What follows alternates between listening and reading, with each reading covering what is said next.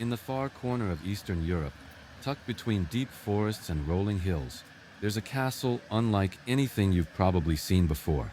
Most castles sit proudly on top of mountains or cliffs, towering over everything around them. But not this one. This strange, mysterious place was built right on the edge of a river. And the river didn't just run beside it. It runs straight through the courtyard like the castle itself decided to split in two and let the water pass through. When you first walk toward the entrance, the sound hits you before the sight does. The soft rush of flowing water echoing under stone bridges and archways.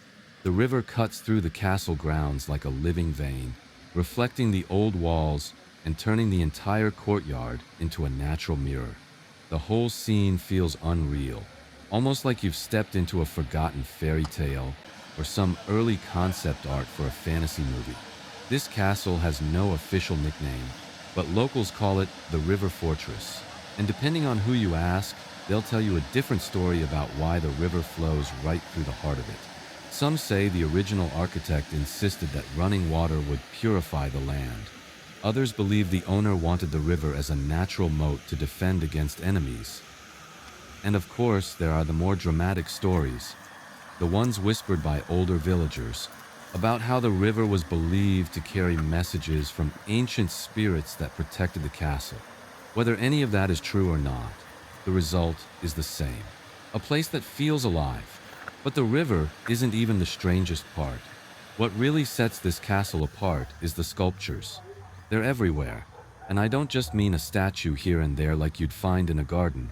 I mean hundreds of sculptures placed across the grounds, like silent guardians watching every step you take.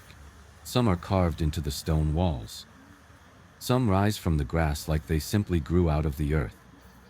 Others lean against pathways or hide half-covered in vines, as if nature tried to reclaim them but didn't quite succeed. There are marble figures of warriors and poets, stone lions with chipped teeth, angel statues whose wings have been cracked by time, and strange mythological creatures whose meanings have been lost for centuries. The deeper you walk into the property, the more surreal everything feels. In one corner of the courtyard, the river splits into two smaller channels, flowing around a massive sculpture of a king holding a sword. His face is stern, his expression frozen in stone, and when the light hits just right, the water makes it look like tiny sparks shimmer at his feet. On the opposite side, there's a tall marble woman holding a torch. Her arm is raised high, and for a second she almost looks like a distant cousin of the Statue of Liberty. Except her expression isn't welcoming. It's mysterious, even slightly unsettling. Some visitors swear the statue looks different depending on the time of day. There's another sculpture that always catches people off guard. A group of stone children playing next to the inner river. They look joyful, carefree, almost too alive. But if you get closer, you'll notice that every child has a slightly different expression. Some smiling, some laughing, and others looking over their shoulders as if watching someone who isn't there anymore. What's even more unusual is that nobody knows the full history of these statues. The official records are incomplete, and the old family that once owned the castle left the region decades ago. So now, all that remains are stories, myths, and the endless guesses of curious visitors trying to piece together the castle's past. Walking deeper, you'll find stone corridors that open into small courtyards, each filled with sculptures that feel like they belong to completely different eras. A Roman-style emperor stands next to a medieval knight.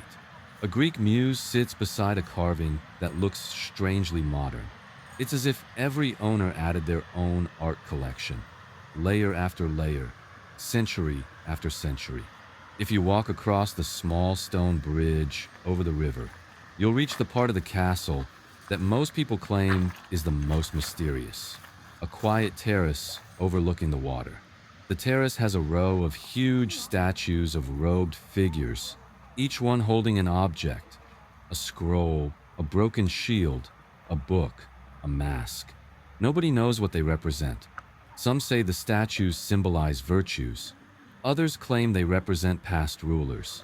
And then there are those who whisper that the figures were carved to honor people who disappeared during the castle's darkest years. Whether any of these legends are true, one thing is certain: the place has a strange atmosphere. Not scary, just ancient, heavy, full of stories that no one alive can fully explain. There's a sense that the castle remembers everything, even if the rest of the world has forgotten. And this is only the outside. The interior of the castle is still a mystery to most visitors. There are rumors of grand halls, dusty libraries, underground rooms, hidden staircases, but very few people have actually seen what's inside. Some parts are closed for safety reasons, others simply because nobody has taken the time to restore them.